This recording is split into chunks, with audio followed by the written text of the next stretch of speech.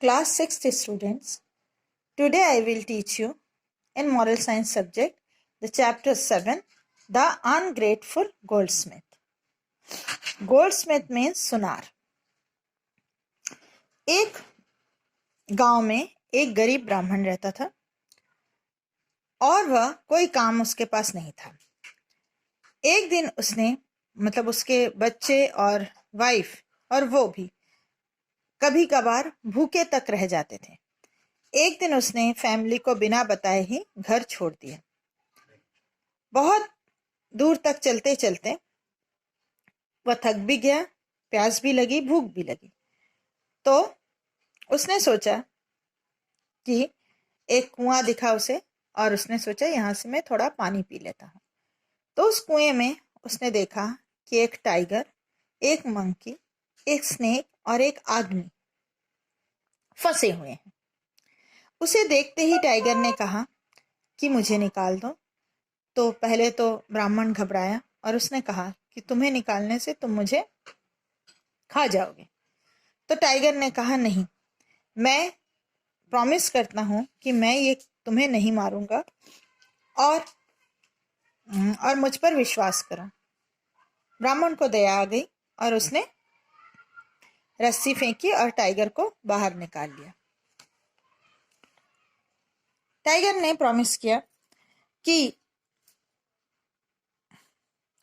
जब भी तुम्हें जरूरत होगी मैं इसका इनाम तुम्हें जरूर दूंगा.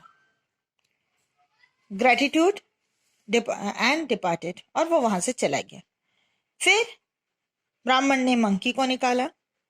मंकी ने भी कहा कि जब तुम्हें भूख लगे तुम बस मुझे बुलाना, मैं इसी पहाड़ी पर रहता हूं और तुम्हारे लिए ढेर सारे फ्रूट्स लेके आऊंगा.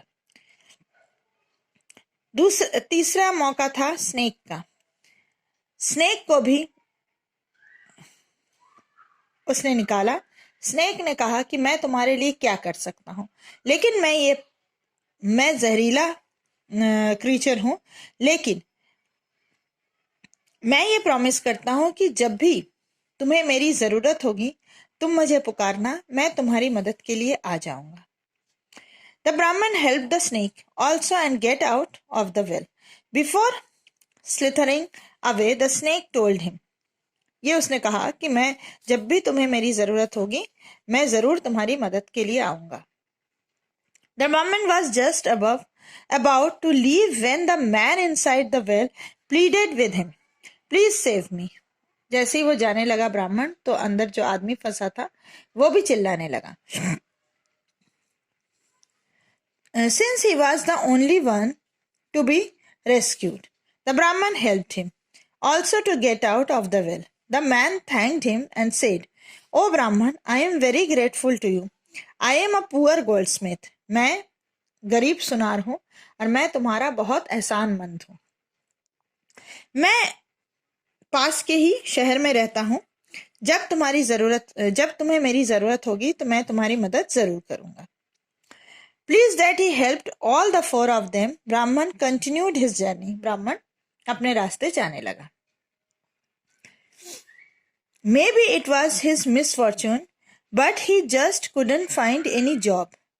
उसे शहर में जाने पर भी कोई नौकरी नहीं मिली और खाने के भी धीरे धीरे लाले पड़ने लगे. एक दिन वो बैठा था, भूखा भी था. उसने मंकी को याद किया और मंकी ने अपना प्रॉमिस पूरा किया और ढेर सारा फ्रूट्स लाके उसे दिया.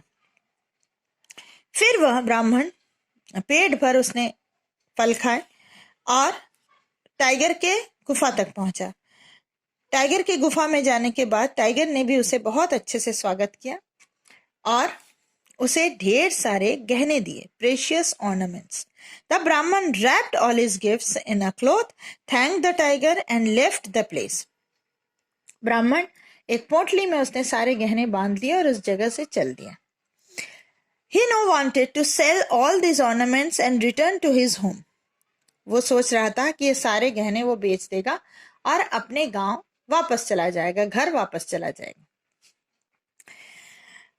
ढेर सारे पैसे लेकर अपने बच्चों को खुशी खुशी रखेगा.